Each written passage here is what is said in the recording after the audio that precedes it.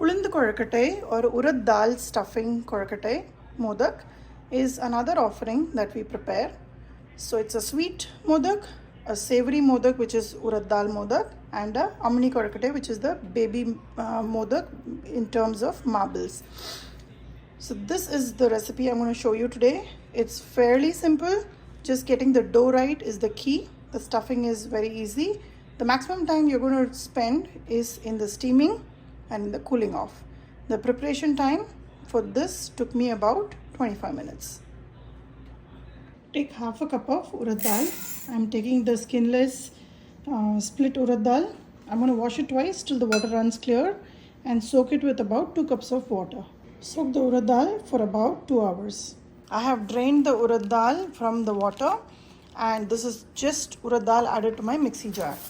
To this I'm going to add a few curry leaves, maybe about 2 sprigs, and I'm going to add about a tablespoon and a half of chilies that I cut and freeze. Should be about 2 to 3 green chilies. I'm not going to add salt now. I'm going to make a thick coarse paste and take it out. A small piece of ginger which is crushed. The thick batter is ready now. To this, I'm not going to add salt even at this stage. We are going to make sure we steam cook it, and then we will add salt at that stage. So here is my idli plate. I'm going to spray it. I'm going to take this idli plate which has got perforated plates on this so that the steam can come through and cook it really well. So I'm going to just spray with some cooking spray here. You can use coconut oil or sesame seed oil, but please don't use any olive oil in this process. So I'm going to take a little at a time and put it as mini idlis. So there's no shape or size that you need to be concerned about. Just make sure you just drop it in there. Don't drop it as lumps. Just press it out and drop it in there so that it can easily steam cook. So I'm just placing it like so.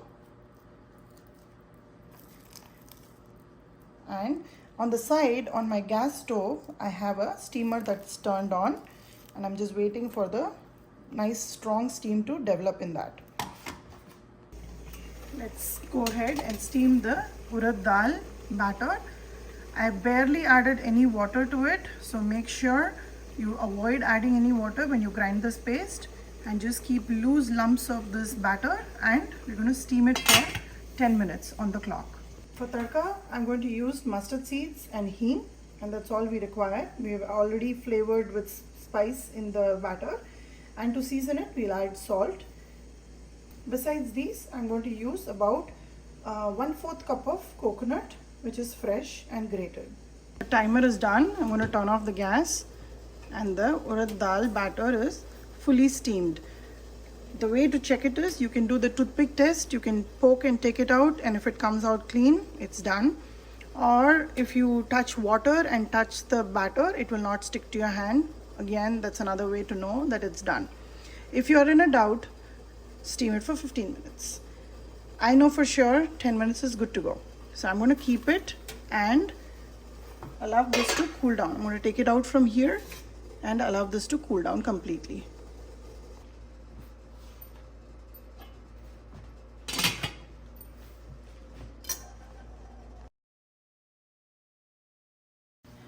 I allowed the urad dal batter to cool down, and I have just crushed it in the mixie jar. So you can see it's nice and powdery. And now I'm going to give the tadka. I'm yet to add salt. I'm heating up about a tablespoon of coconut oil. To this I'm going to add the mustard seeds for tadka, a little bit of hing, and followed by the urad dal. Once I saute it just for a couple of seconds, I'll add salt and just finish it off with coconut and remove it.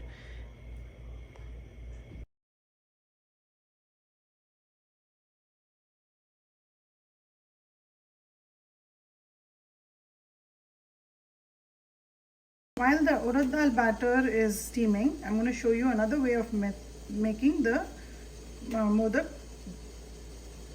dough. This is 3/4 cup of water that I've added to the saucepan. I'm going to turn it on, and I'll add about half a teaspoon of sesame seed oil. You can even use coconut oil if you require. And along with this, I'm going to add a pinch of salt, just a little bit, and I'm going to allow this to come to a rolling boil. Once that happens, I have measured out 3/4 cup of rice flour. This is the store-bought rice flour. This is not idiyappam flour. This is not the house prepared rice flour either, just the plain old rice flour from the store. So 3/4 cups of rice flour, 3/4 cups of water. When it comes to a rolling boil, I'm going to add the flour, just give it a quick mix and turn off the gas, cover and leave it to cool down. Now as you see, the water bubbles have started. At this stage, I'm going to add the rice flour. Just add the whole thing. Use the back of a ladle and just mix it. To actually turn off the gas, just mix it in the hot water like so. And it will become instantly tight. So don't worry about that.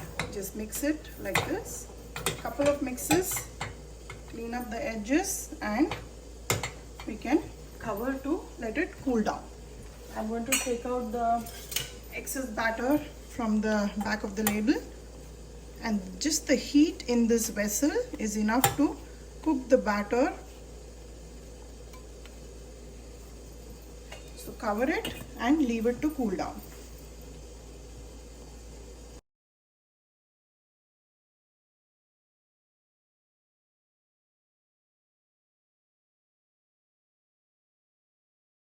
I took out the dough. It was easy for me to handle it, nice and cold, and I have rubbed it well with my palm. I used a little bit of oil and made it nice and smooth, and now I've portioned it out. Now we'll start making the uppu kozhkattai, the Ulundu kozhkattai.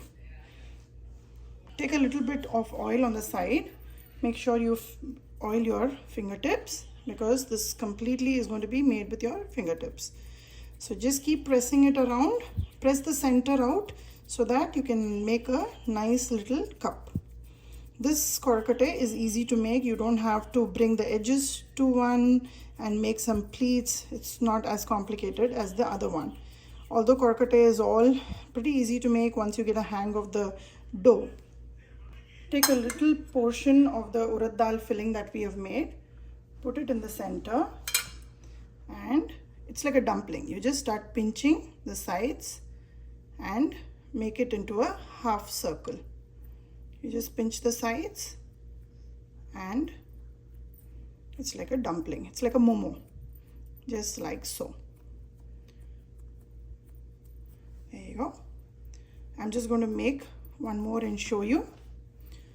For this, you can fill a lot of filling so that with every bite you get a good amount of filling. So again, oil the fingertips, press to the center, making a cup, and press again in the center out, bring it out so that the dough will spread out evenly. And because if you oiled your fingers, it will not stick to your hands. So just spread it out as thin as you can and as big as you can. So as big as you make, that's the size of your kozhkattai also. So it's about this big. Take about a tablespoonful of filling and just keep your index finger in the center, press it down and start from center all the way out like so. There you go. This is the fastest way of making. There are a lot of mold available to make gujia. You can even use those. You can press it down as a circle and then you can stuff it and close the mold and also prepare. But I just feel that making it with hands is much faster than using any of the mold available, and it's just one less thing to clean. So I'm going to show you one more before I start forwarding the whole thing out. So make a cup, take some filling, put it in the center, keep your index finger in the center and pinch the center, and then bring it all the way till the sides and press and seal like so. That's how big it's the same shape as a gujia, but we call it the Ulundu korakattai, the uppu korakattai. I'm going to make the rest of them.